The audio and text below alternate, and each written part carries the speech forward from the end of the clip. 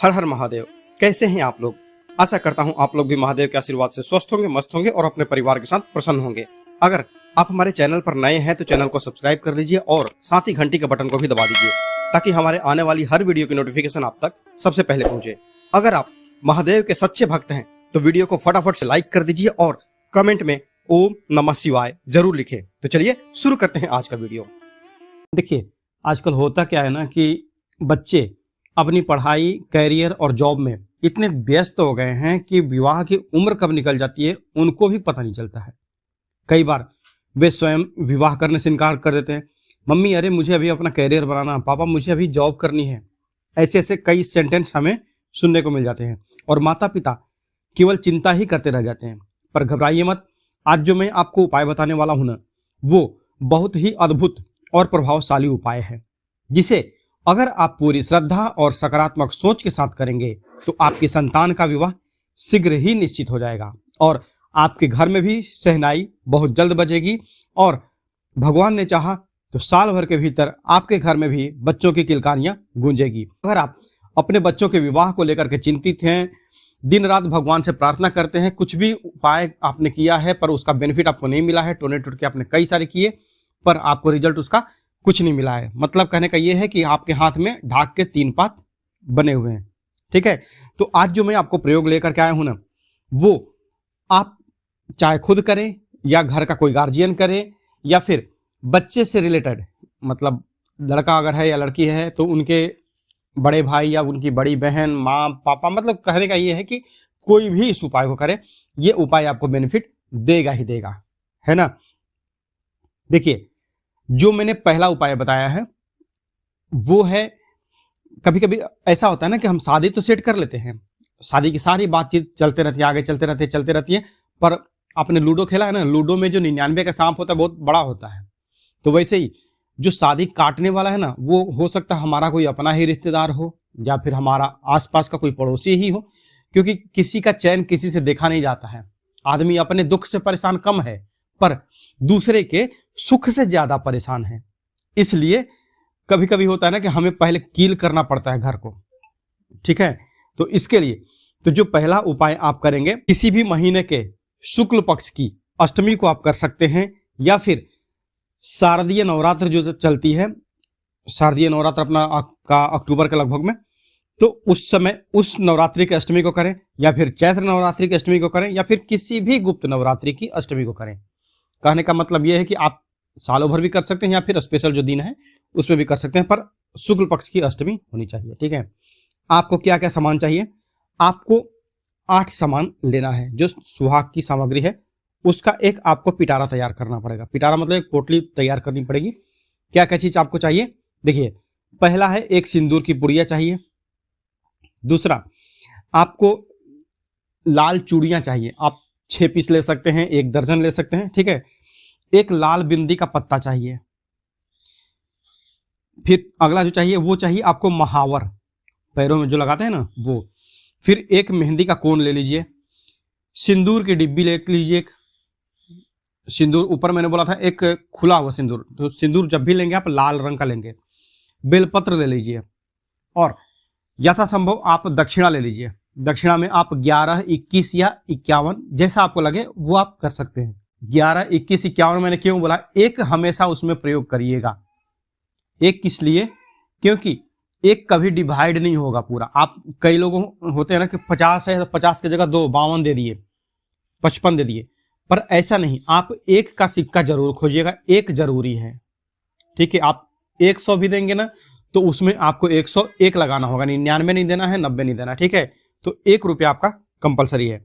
देखिए, ये सामान जो है सुहाग की, जो ये सामग्री जो मैंने बताई है, ये सामग्री आप अपना रविवार से लेकर के शुक्रवार तक में किसी भी दिन आप खरीद सकते हैं, कोई टेंशन नहीं है, आप खरीद सकते हैं। पर शनिवार को इसमें से एक भी सामान आपको नहीं खरीदना है। बेटे बेटी की शादी बहुत जल्द होने वाली है। अब विधि कैसे करना आपको ये समझिए। जो भी व्यक्ति इस उपाय को करने वाला है वह व्यक्ति स्नान करके, सुबह स्नान ध्यान करके, अपना सुबह कुछ भी खाएंगे पिएंगे नहीं, चाय तक नहीं पिएंगे आप।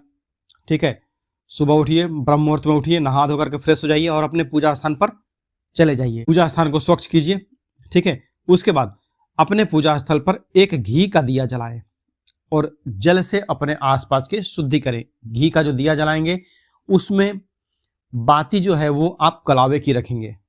ठीक है, अब माता पार्वती और भगवान शिव का ध्यान करें, अपने गुरु का ध्यान करें, अपने कुल देवता का आह्वान करें, अपने कुल देवी का आह्वान करें। ये सारी चीजें मैं डिटेल में नहीं बताऊंगा।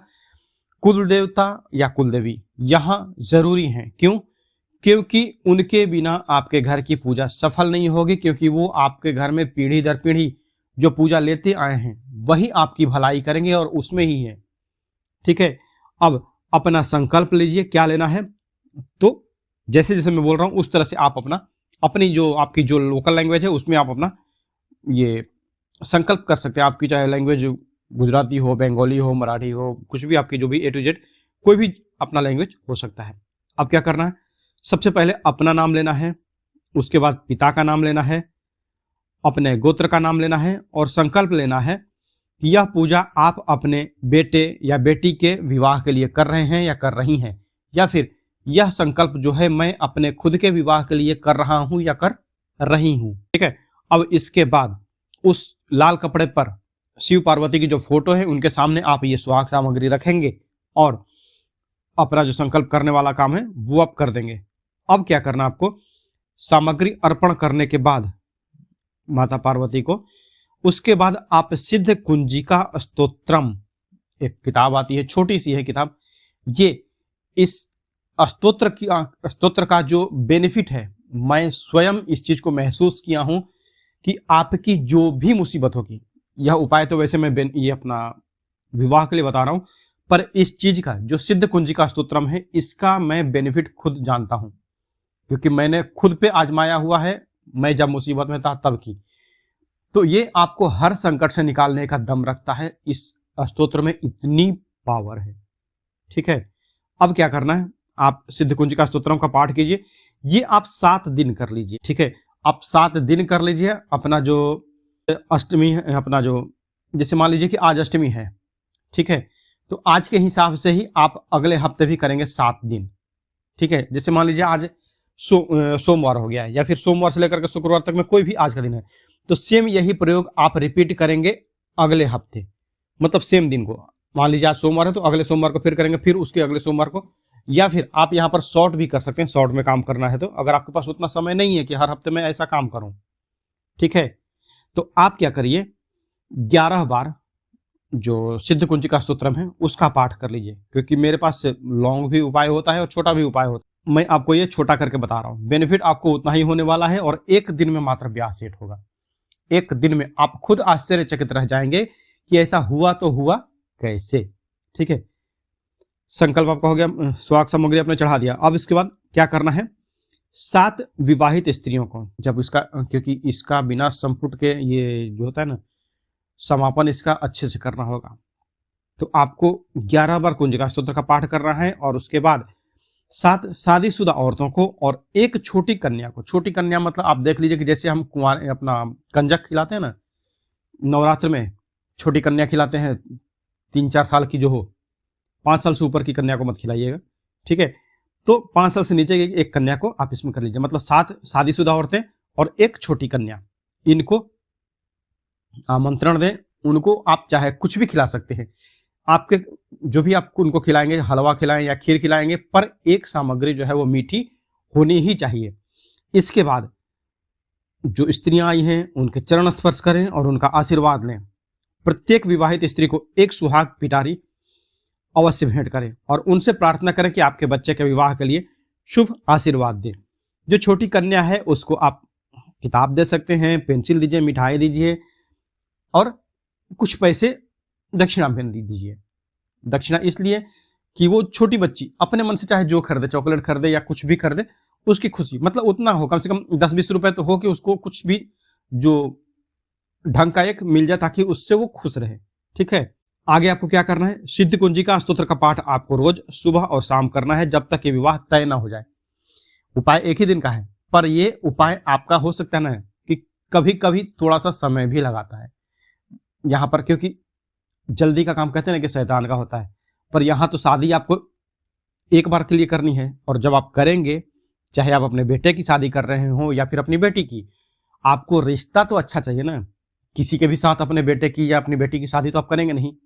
घर भर सब कहते ना कि पानी पीजिए छान कर और बेटी ब्याहिए जान कर, है ना। सब घर बार सब आप देख करके तब ना शादी करने जाएंगे। तो उसीलिए तो जब विवाह तय हो जाए तो बची हुई जो एक पिटारी है, जो आपको मैंने बोला था माता पार्वती को अर्पण करने के लिए, बाकी जो औरतें आई थी 7, उनको उनके लिए अलग आपका पोटली रहेगा। सेम आप यही सामग्री खरीदेंगे, जो मैंने सामग्री बताई थी वो सामग्री खरीदेंगे, 7 सामग्री वो खरीद करके उनको उसी को उसी दिन दान कर देंगे, ठीक है। पर एक जो सामग्री आपने माता पार्वती को चढ़ाई है, वो आपकी सामग्री जो है वो वैसी ही रखी रहेगी जब तक कि आपके घर में शादी की शहनाई ना बजे। बेटी की शादी के लिए अगर यह उपाय आप कर रहे हैं, तो बेटी जब ससुराल जाने लगे, बेटी जब आपकी ससुराल जाने लगे तो उसे यह पोटली दे दे, वहां पर वो रखे रहे। 1.25 महीने के बाद वो उसे अपने पति के माध्यम से या फिर किसी भी जो ससुराल पक्ष के व्यक्ति हो उनसे कह के उसको वो किसी मंदिर में दान करवा दे, ठीक है। अब अगर आप यह उपाय अपने बेटे के लिए कर रहे हैं तो आप क्या करेंगे, जब आपके बेटे की शादी सेट हो जाए, बेटे की शादी हो जाए, बहू जो है वो घर पे आ जाए, उसके बाद वो जो पोटली है, बहू के आने के बाद जब 1.25 महीना हो जाए, 1.25 महीना मतलब कि 30 दिन और 1 हफ्ता, मतलब 37 डेज, मतलब अराउंड, मतलब जो है 40 डेज, 40 दिन तक वो सामग्री रखे रहिए। उसके बाद उस चीज को किसी मंदिर में आप दान कर दीजिए, अपना जो दक्षिणा उक्षणा है सब दान कर दीजिए। अब इस प्रयोग की शक्ति और लाभ क्या है? यह प्रयोग माता पार्वती और भगवान शिव का विशेष आशीर्वाद लेकर के आता है।